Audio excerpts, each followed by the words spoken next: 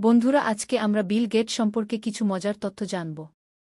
Bill Gates মাত্র ১৩ বছর বয়সে প্রথমবারের মতো প্রোগ্রামিং শুরু করেন। তিনি একটি টিক-ট্যাক-টো গেম তৈরি করেছিলেন, যা কম্পিউটারের বিরুদ্ধে খেলা যেত। বিল গেটস হার্ভার্ড বিশ্ববিদ্যালয়ে ভর্তি হয়েছিলেন, কিন্তু তিনি মাইক্রোসফট প্রতিষ্ঠার জন্য ডিগ্রি সম্পন্ন না করেই বিশ্ববিদ্যালয় ছেড়ে যান।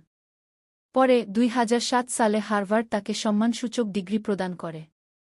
১৯৭৫ সালে তার বন্ধু পল অ্যালেনের সাথে মাইক্রোসফট প্রতিষ্ঠা করেন। তাদের লক্ষ্য ছিল প্রতিটি ডেস্কে এবং ঘরে একটি করে কম্পিউটার থাকা। বিল গেটস বহু বছর ধরে বিশ্বের শীর্ষ ধনী ব্যক্তি ছিলেন। তার নেটওয়ার্থ এত বেশি যে গড়ে প্রতি সেকেন্ডে তিনি $১,৩০০ বেশি উপার্জন করেন। বিল গেটসের বই পড়ার প্রচণ্ড শখ রয়েছে। তিনি বছরে প্রায় ৫০টিরও বেশি বই পড়েন এবং নিয়মিত তার ব্লগে পড়া বইগুলোর পর্যালোচনা শেয়ার করেন। তিনি এবং তার সাবেক স্ত্রী মেলিন্ডা